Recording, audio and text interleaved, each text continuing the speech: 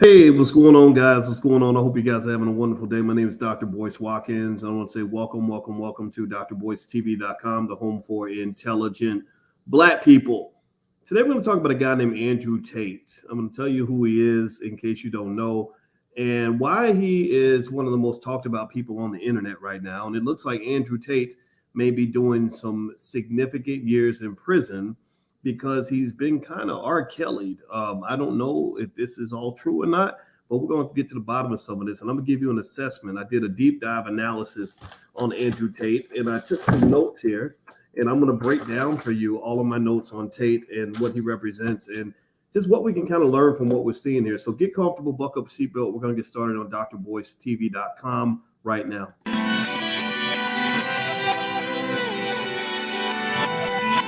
Here we are, clan the isms, cataclysm, great.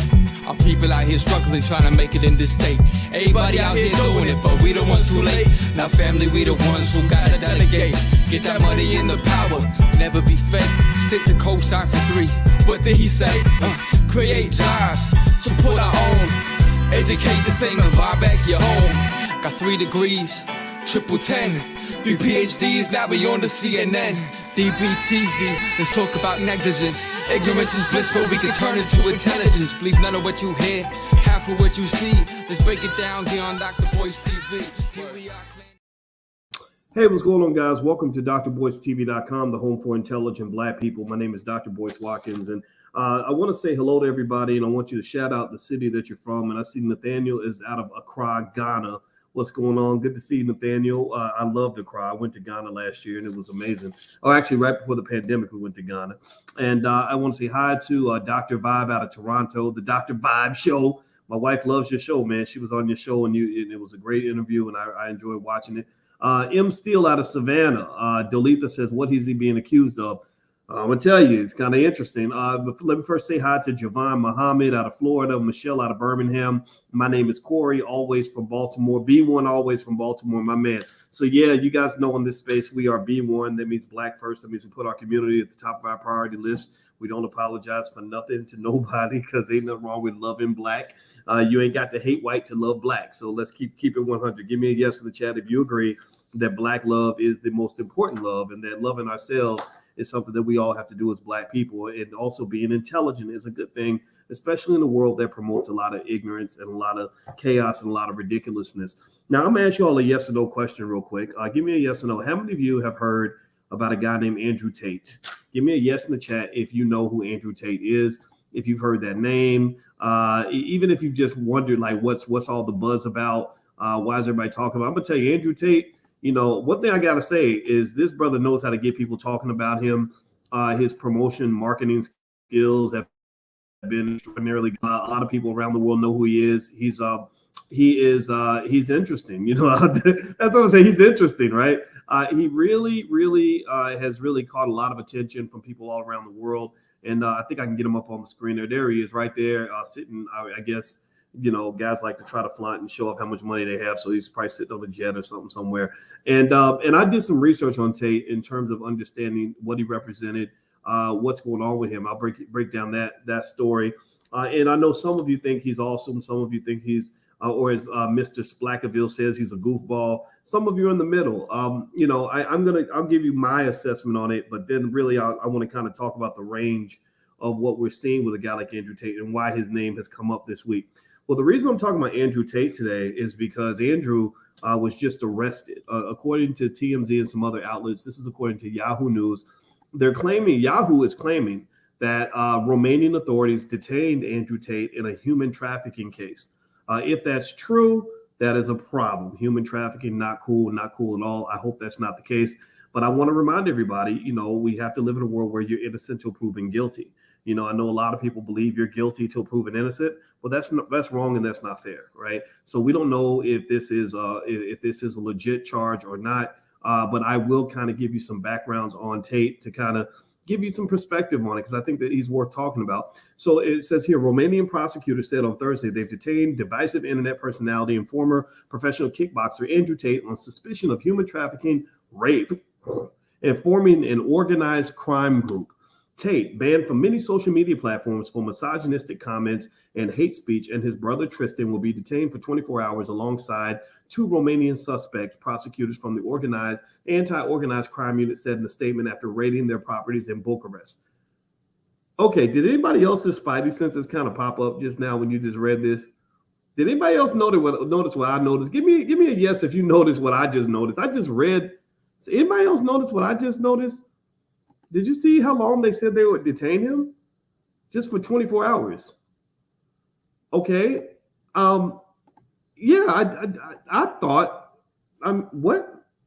I'm just my Scooby-Doo voice. Right? 24 hours. Well, if you really know somebody was raping and, trafficking and kidnapping and everything else, wouldn't you hold them for more than 24 hours? What do y'all think? Do you think that people engaged in human trafficking should be held a little bit longer than 24 hours? Or do you think you might be taking a risk by releasing them back into society?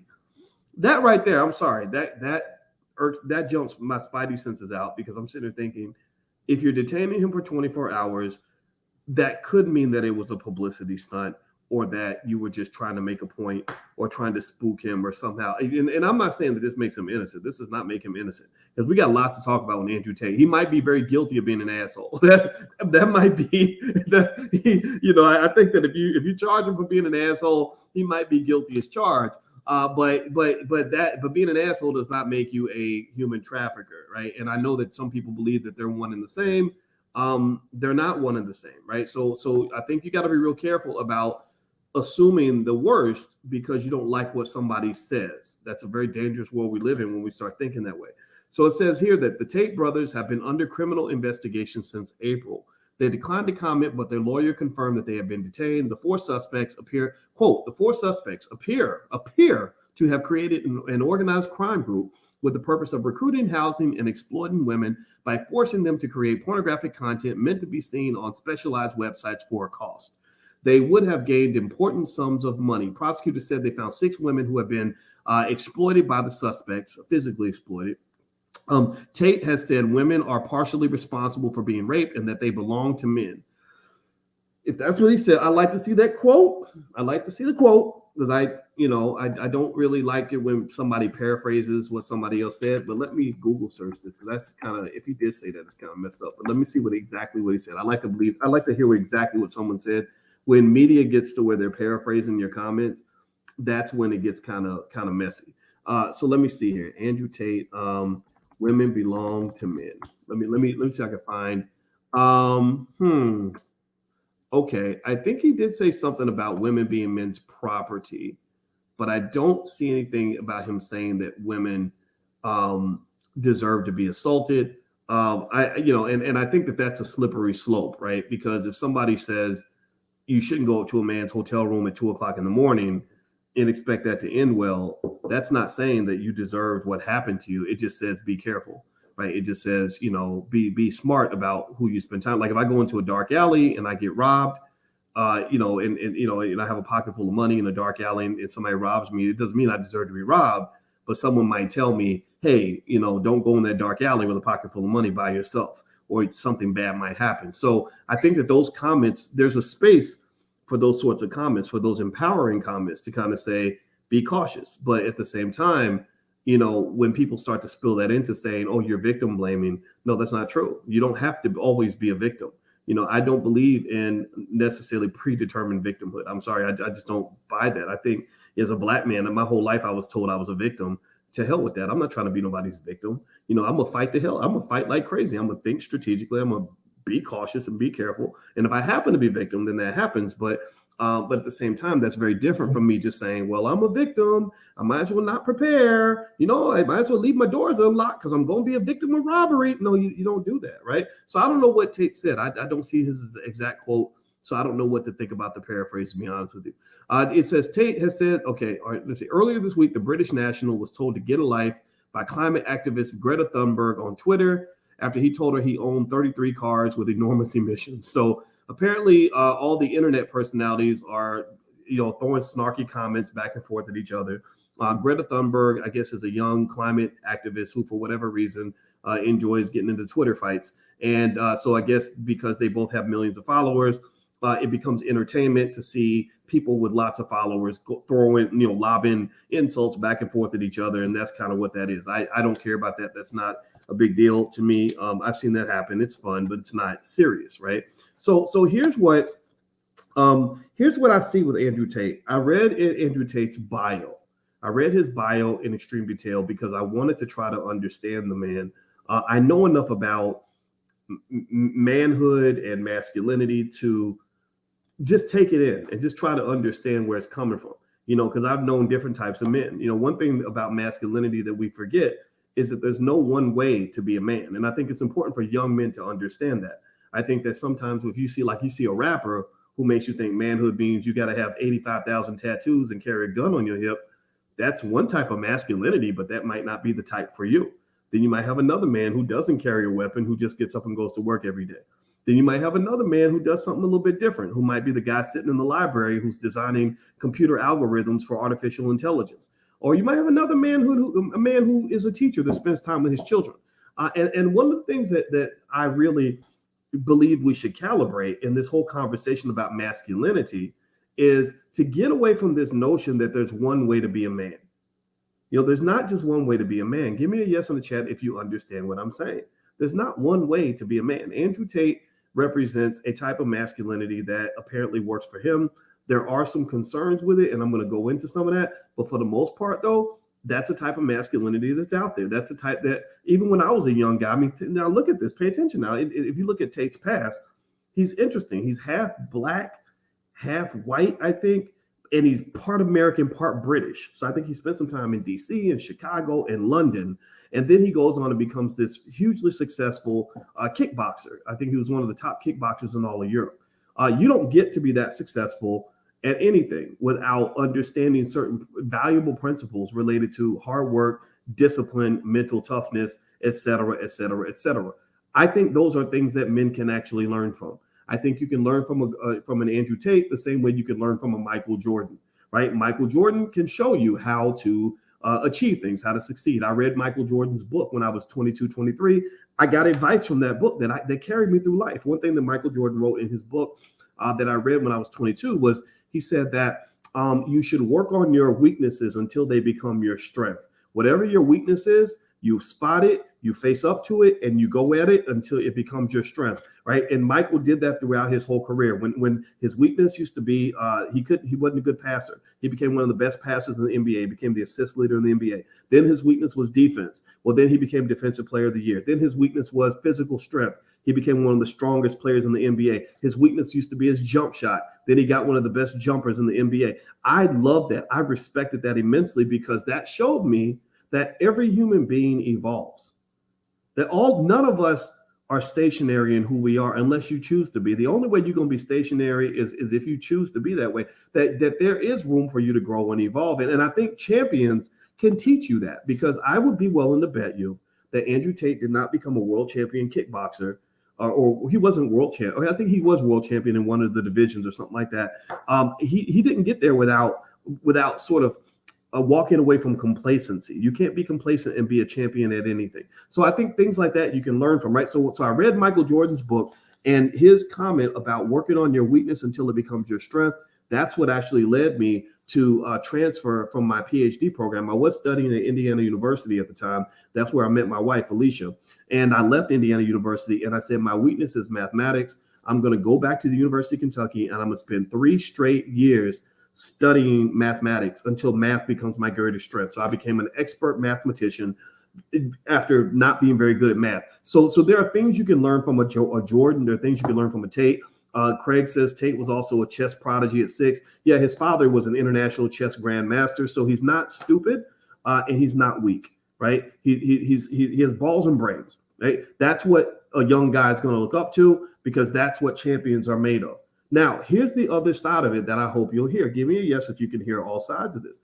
Give me a yes. Give me a yes so that we can say these things and still love each other and understand each other, as opposed to getting into stupid conversations about who's right and who's wrong. Ain't no black and white in none of this.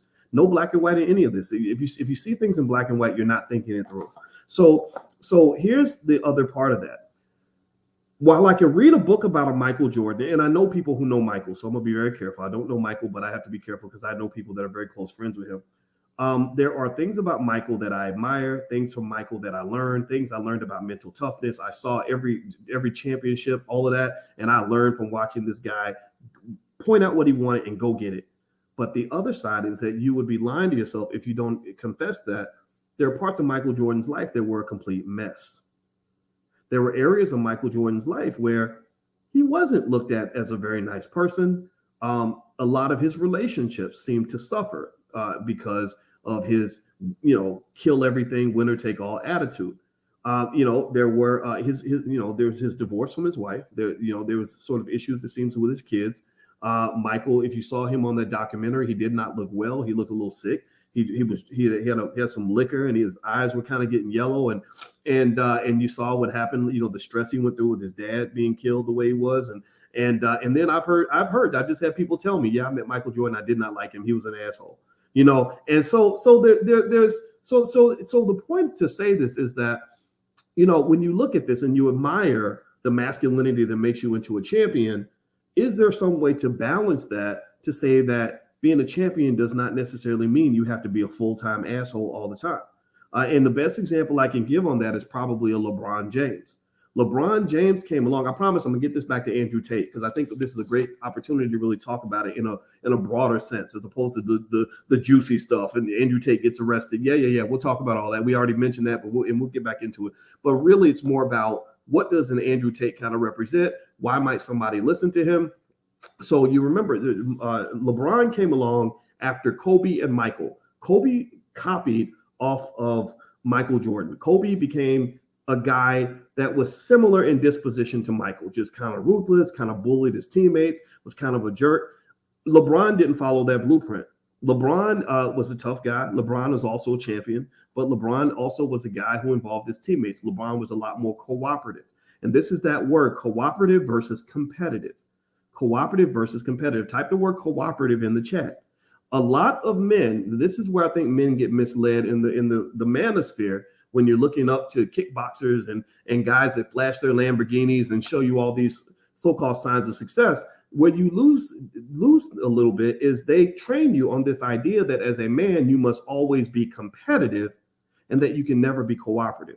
That you got to wake up banging over breakfast, that you got to go take what's yours and stomp women down and stomp down other men and just dominate.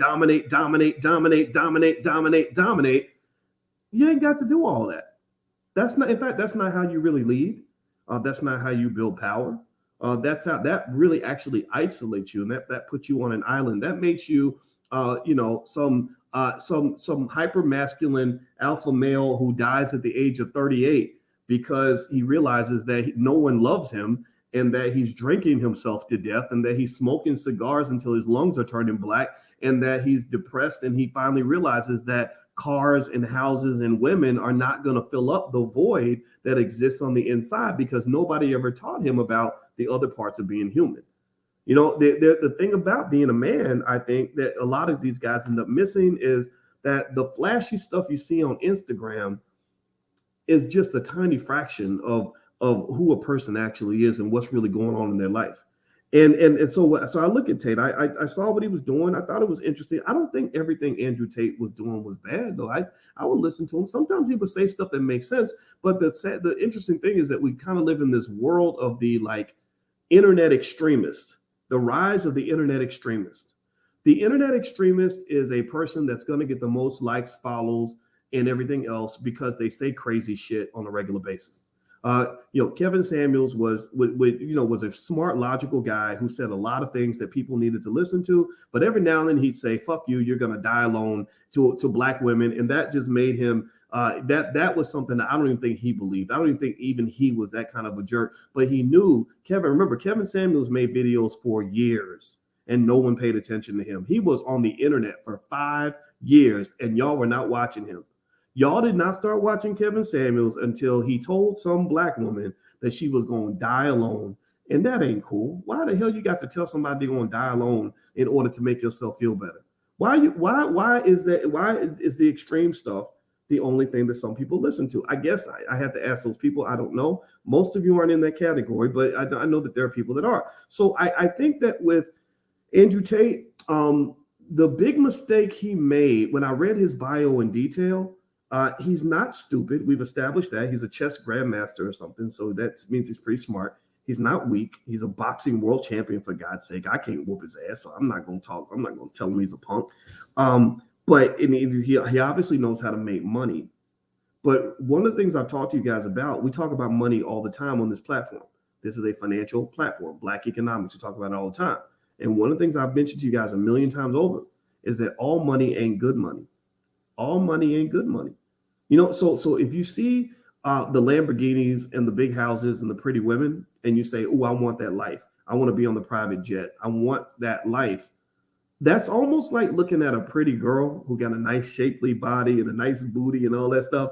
And you want to get with that girl, but you're not even thinking about whether or not this girl has STDs. You're not thinking about whether this stripper is going to, drug you and steal your money. You're not thinking about the type of stress and drama and problems this lady can bring into your life. Same thing is true with women. When women fall in love with the fantasy of a man, oh, he's a doctor, girl, that makes him a good catch. He ain't no good catch just because he's a doctor. Is that all? Is that your whole criteria? He's a doctor and he bought you, he bought you dinner and he's a medical doctor. That's it. Do you understand how many rich men ruin women's lives? Do you understand how many men can show up with a pocket full of money and a whole lifetime full of problems, give you problems that you can't get rid of? So I really think I'm really encouraging you to think a little deeper than that. And I guess when you're young, the flashy stuff kind of can be appealing. And I think that maybe the people that get most confused by it might be young guys who really never got a chance to see a real man on a day-to-day basis.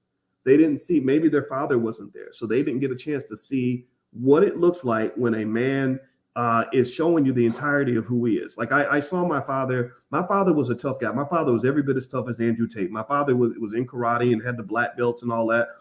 He went to Vietnam, so he's not a guy that's just going to beat you up. He probably shoot you because he's actually killed people. He's shot people and killed them before in Vietnam, and he's killed people as a police officer. So he was as tough of a man's man as you could ever find. But I also saw the gentler sides of my father. I saw my father submitting to my mother. I saw my father taking care of a family. I saw my father submit to the collective. I saw my father behave in a cooperative fashion that allowed for the growth of a family around him, right? I saw all those dimensions of manhood, not just the tough guy.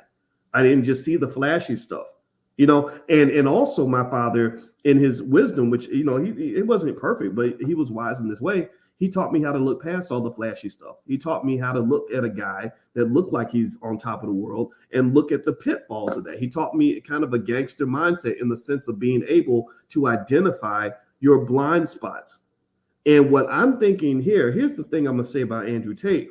I'm not really sure, but I studied some of his background and some of the business that he's in. And one of the things I wonder if he forgot is that when you're really when you're making money on the level that he's making money and you're doing things on the level that he's doing it, you probably don't want to be the most visible face on the internet. Right? It might feed your ego to be super famous. It might make you feel good to have everybody see that you got a private jet and a Lamborghini and $1 billion in the bank. But that's going to create a lot of enemies, a lot of powerful enemies. And in China, they have a saying, and in China, they don't think like that. They don't think flashy in China. In China, I taught in China, and in China, they teach them when they're young, you don't want to be flashy. You don't want to stand out. You don't want to be showing off what you got. You blend in. That's what they teach them in China. That's why you don't see a lot of Chinese people out here flossing and stunting and showing off and pulling out their chains and all this other stuff. You don't see that in China. And the reason is because they have a saying in China. Like one of my students told me, he said, we have a saying in China that the fattest pig always gets slaughtered. Did y'all hear what I just said? That the fattest pig always gets slaughtered. That means when you're the one out here shining, when you're the one out here out front and you're the big man, then guess what? You become a big fat target for all your enemies. So I would wonder if this arrest in Romania is connected to the fact that Andrew Tate wanted to just be out there. And I get it. I understand it to some extent. His notoriety on the internet has helped him make a lot of money. And when I tell you guys how he makes his money, you're gonna find it really interesting. He makes his money in some real interesting ways. I'm just gonna say it. I'm not gonna say it's shady. I'm just gonna say the word that comes to mind when I see how Andrew Tate makes his money is the word pimping. And the word pimping comes to mind. And I'm gonna explain it in a minute. But actually, before I move on, if you could do me a favor, please hit the thumbs up button. Make sure you subscribe. If you haven't done that yet, please subscribe. Also, I want to say thank you to the sponsor of this podcast, pathwaysunited.org. Pathways United, they actually help. If you're looking for grant money, that's a good place to go. They can help you get government grants, particularly in sectors that are managed by the Department of Energy. So Pathways United actually can help you with all different kinds of grants in all different kinds of areas. And it's a company. Let me see if I can put this on the screen so you guys can see it and take a look at it. But they can help you get grants in areas related to agricultural decarbonization, industrial decarbonization, electricity, high energy physics, environmental management, nuclear energy, renewable energy, water waste management, etc. And their website is pathwaysunited.org. So if you need help in applying for funding from the Department of Energy or the NSF, just contact Pathways United and they can hook you up. The URL's right there on the screen. All right, so do me a favor, thumbs up. Make sure you subscribe. Also hit the notification bell so you can be notified when we go live. And so let me tell you, I did some research on Andrew Tate and how he makes his money. It's really interesting. So first off, let me reiterate. I think Andrew Tate deserves to be heard. I don't like the censorship. I don't like the censorship. I don't think his Twitter and all that stuff should have been taken down. I think that if you don't like Andrew Tate, you should probably just not listen to him. How about that? Just don't listen to him. And don't get mad because other people do listen to him. There's a lot of stuff out here that people listen to that I don't like either. But I don't think that listening to an Andrew Tate is necessarily going to make a person do bad things. I also remember I'm also a fan of masculinity, but I'm a fan of balanced masculinity. Like I do believe, so when people say that there's an agenda to feminize men, especially black men, I'm all on board with that. I believe that 100%. I think especially for the black man, they want the black man to be a wimp. They want the black man to be a girl. They want the black man to be a little boy. They want the black man to be vulnerable. They want the black man to be a punk. So when a black man emerges who's not a wimp, he's not a little girl, he's not a punk, he's not scared of you, then you're going to get some natural resistance. And this is very natural.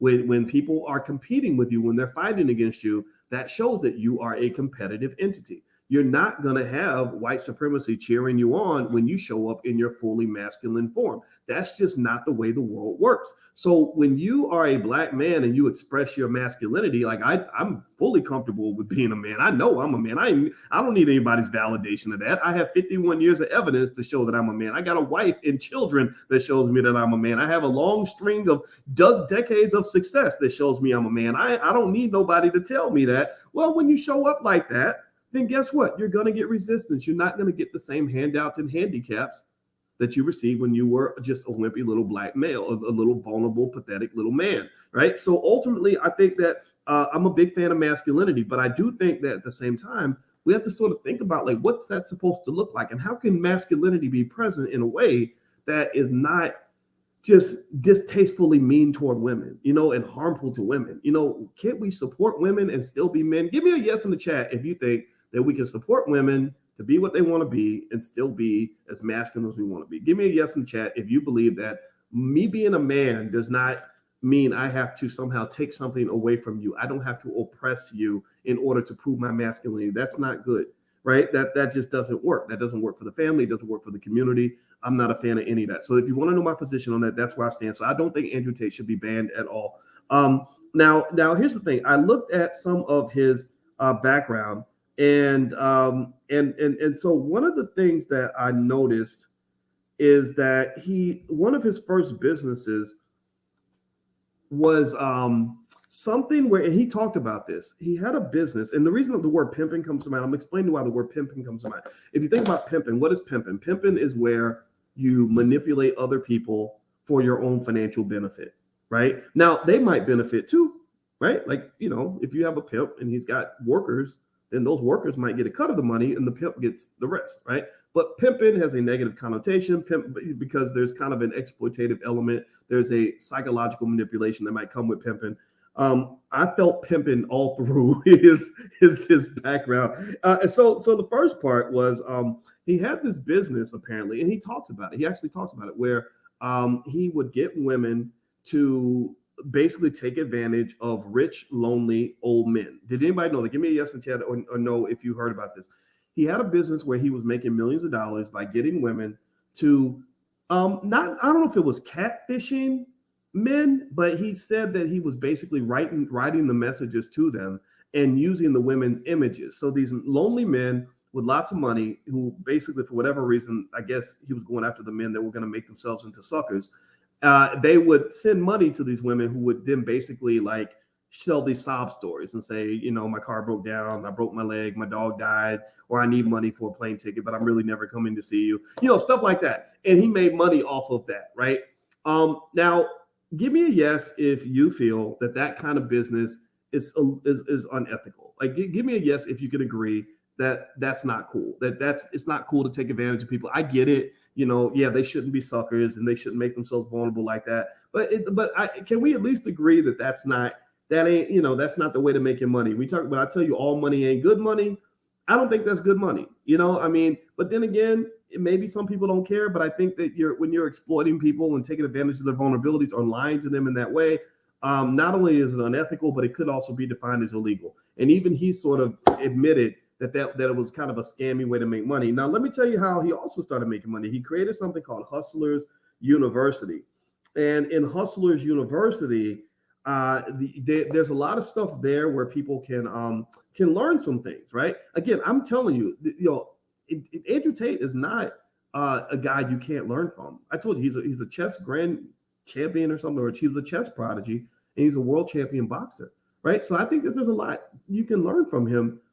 But at the same time, there's an element of that university that is built like an MLM that crosses into the zone of being a pyramid scheme.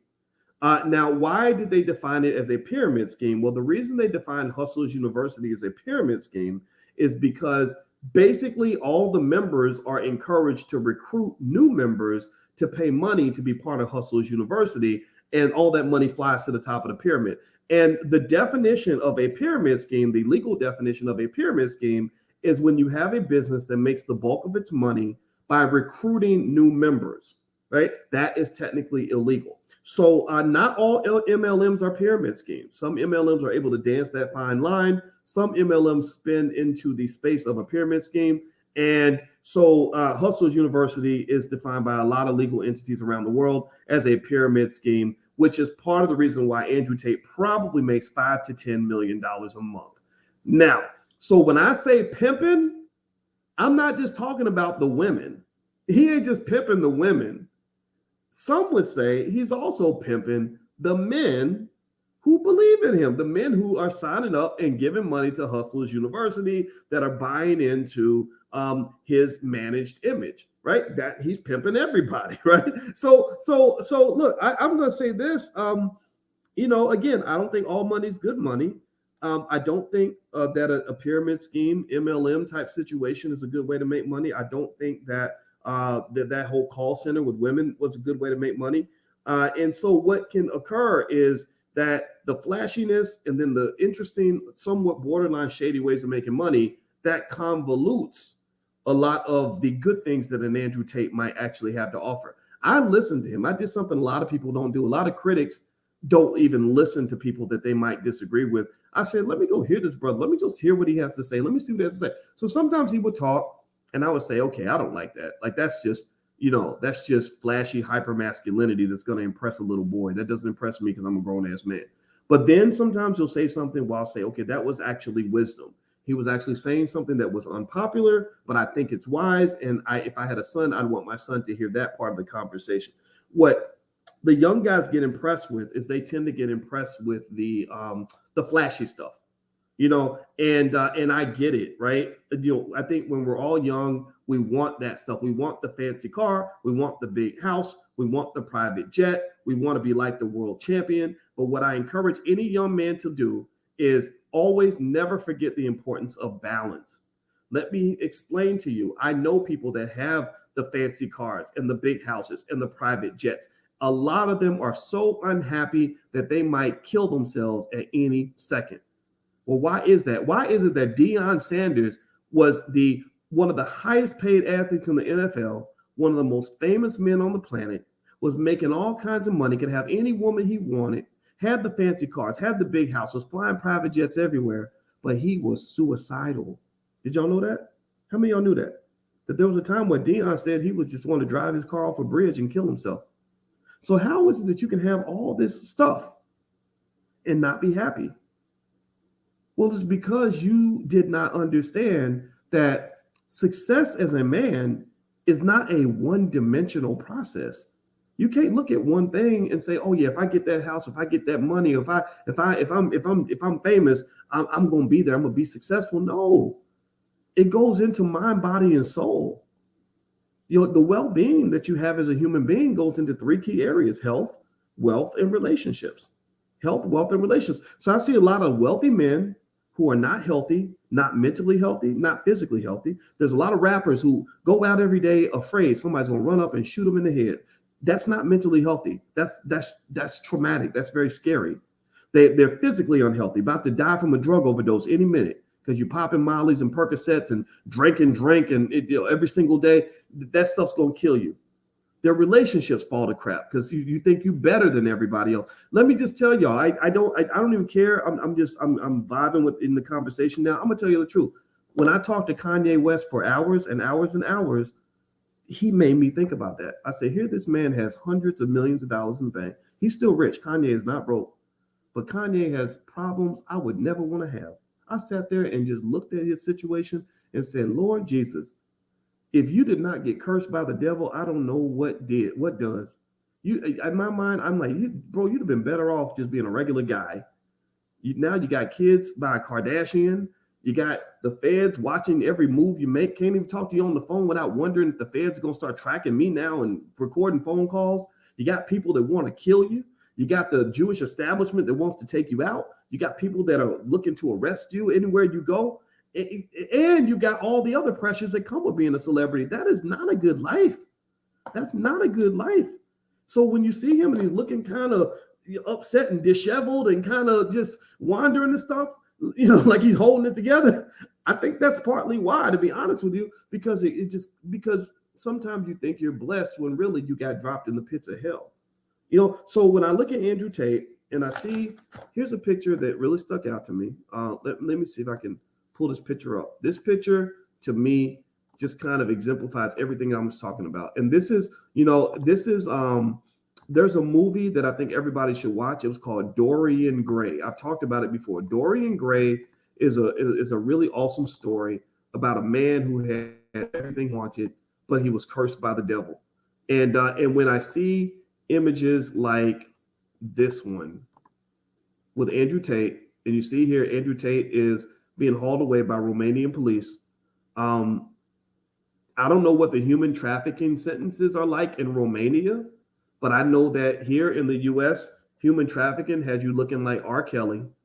When I see a picture like this, or I saw R. Kelly in handcuffs, not to say that these two are the same, but the charges are similar, I think about Dorian Gray.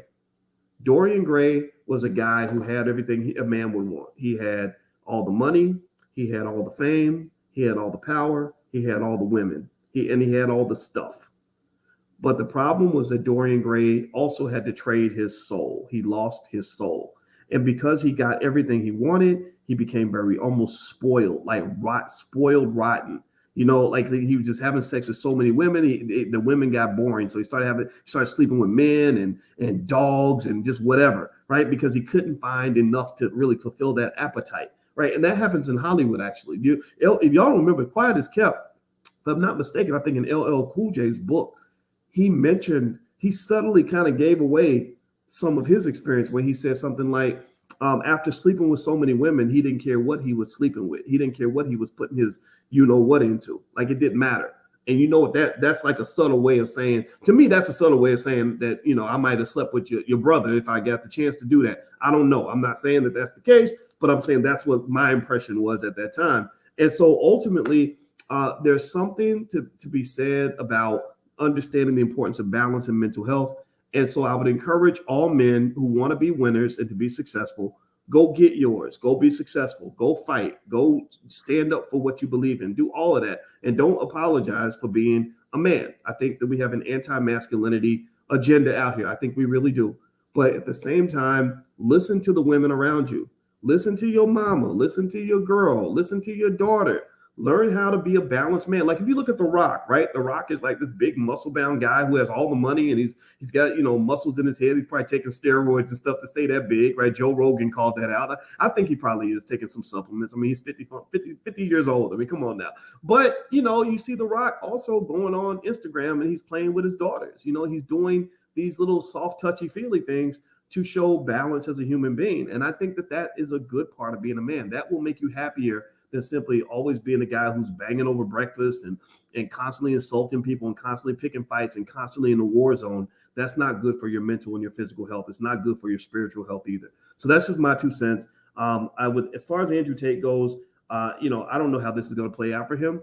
I think that there is a possibility that this whole arrest was about sort of, a publicity thing. I think it was a PR thing. I think he has a lot of enemies. But at the same time, if there is evidence against him, I wouldn't be surprised by that either, because I told you, like when I looked at the background, the types of businesses he's run before, they come off very pimpinish kinds of businesses, right? And so if you're making your money, just know that there are many ways you can ethically make money without having to worry about this kind of nonsense or having to exploit people and all this other stuff or having to be overly flashy. And when you do get money, last point here, this is my point, especially to the men, but to women too. When you get your money, don't be out bragging to people about how much money you got. Don't be out here trying to show off your damn Mercedes, talking about taking a picture with your new Benz, talking about putting hashtag blessed. Don't stop that. There's people out here struggling. There's people out here that aren't doing as well as you, and it's not going to make them happy for you. They're going to be mad at you. They're going to be upset. They're going to be jealous of you, some of them. So really just, be successful and be content with that. And just know that if you keep it to yourself, you're not going to have a bunch of people spotting you out, scoping you out, trying to take you down or trying to get what you got. Right? Just keep it to yourself and wish everyone well and be humble and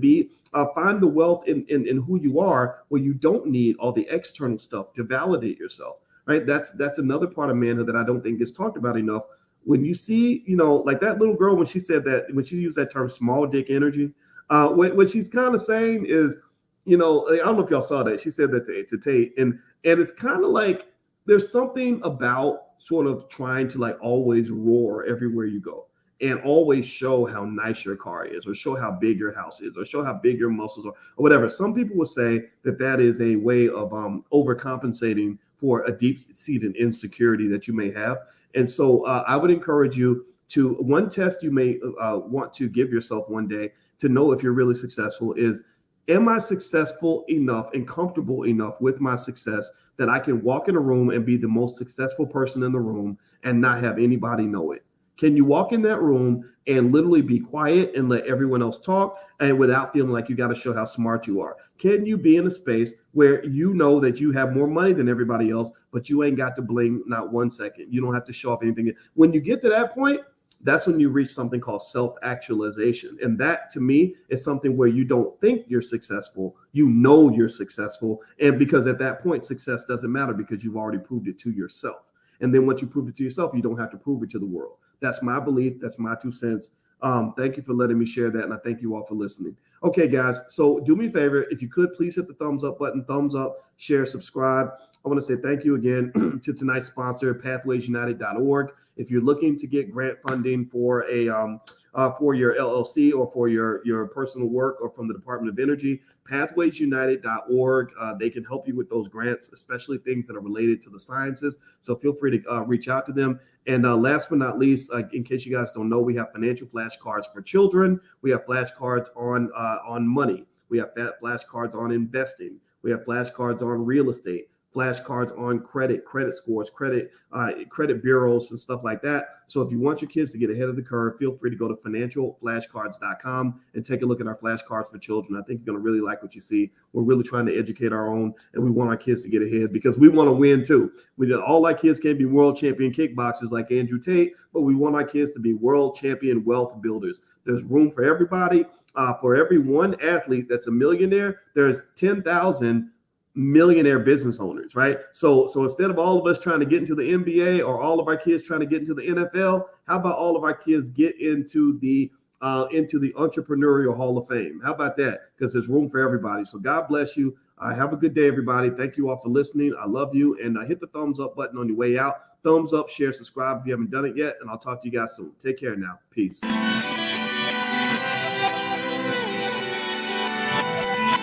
Here we are, clan the isms, cataclysm great. Our people out here struggling, trying to make it in this state. Everybody out here doing it, but we the ones too late. Now family, we the ones who gotta delegate. Get that money in the power, never be fake. Stick to cosign for 3. What did he say?